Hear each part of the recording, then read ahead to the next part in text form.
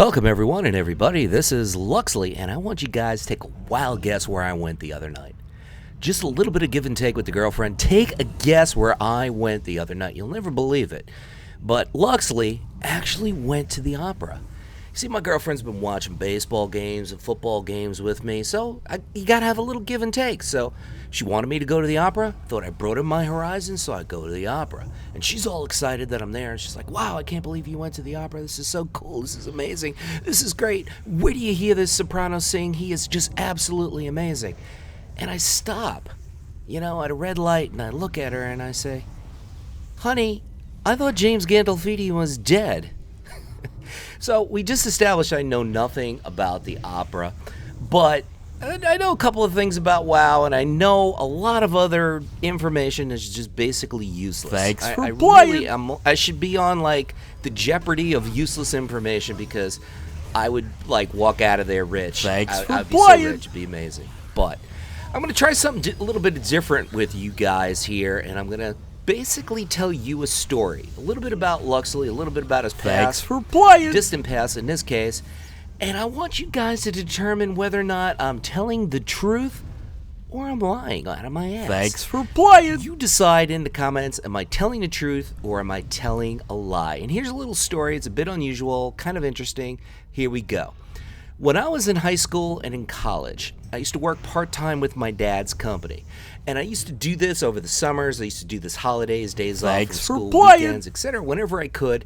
That was what I did. I made a bulk of money in my downtime, and I just kind of saved it like a squirrel, hoarded it all together, and, during the school year I had money. I didn't have to work. That's what I used to do. In this little story, I want you to figure out if this is true or not. But I actually almost got in a Thanks fight for with playing. Sean Penn. I really did. I came really close to getting into a fight with Sean Penn. And here's the story.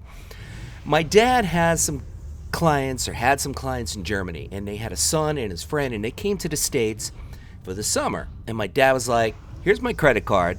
These guys are your Thanks age. for playing. Take them out, show them a good time. I'm like, awesome. I must have spent like $800 on lunch or something stupid like that the first day. But anyway, I used to take them through the city. And New York City has a ton of stuff. I mean, Statue of Liberty, Wall Street, the Met, Museum of Modern Art, Shea Stadium, Yankee Stadium. At the time it was Shea Stadium, now it's Citi Field, and the new Yankee Stadium.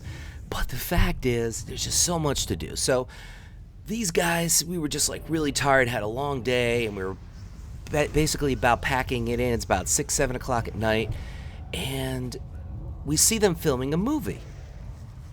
And I'm looking over, I'm excited. I'm because that's one thing you usually see in the summer, especially in New York. You see, maybe once every couple of months, you see them filming a film. What else would you film, right?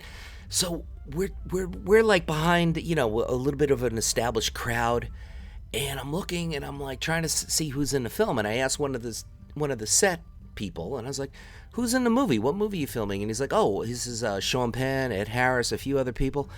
And I'm like, "Wow, really cool. Where's Sean Penn?" He's like, "Oh, he's right over there." So my two German friends immediately, they're tourists, so they grab their camera, they're ready to take a picture. And Sean Penn just does not like to have his picture taken. He's, Sean Penn is like, no. So he looks at them and he's a little pissed off, breaks the scene, the director's yelling at him. And then all of a sudden, they're like, who's in this movie? Who's in this movie? This beer tastes like water. That's what they always used to say. This beer tastes like water, because they're European. They're used to drinking heavy beer, and here in the States they have to have 2 cases of Coors Light just to get a buzz.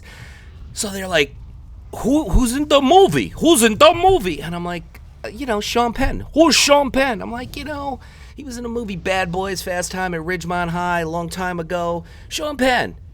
I don't know Sean Penn. Who's Sean Penn? I'm like, Sean Penn. And I kind of said it out loud. I'm like, the former Mr. Madonna? Well, Sean Penn broke the scene. And he looks at me, and he starts trotting over, and he takes off his jacket, and he's wearing this muscle shirt, and he walks over to me, and he reaches for me, and I kind of move out of the way, and the director starts screaming at him. Am I lying, or am I telling the truth? You decide.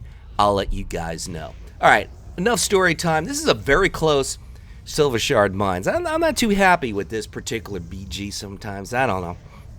It either goes really well or really bad, but this one happens to be going pretty well. But, oh, God. So you let me know if that is a true story or am I making it up? Because I can make stuff up. Trust me on that. So you decide. Leave it in the comments. Is Luxeley telling the truth or is Luxeley telling a lie? Dead men don't tell lies. Dead men walking. Maybe that gives it away. Maybe it doesn't. I really don't know. But it's up for you to decide.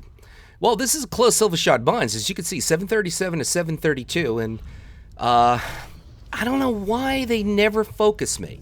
Now, part of it is just constantly moving around. When you constantly change your position in PvP, especially in open space like a battleground, they're not going to have as much time to focus you.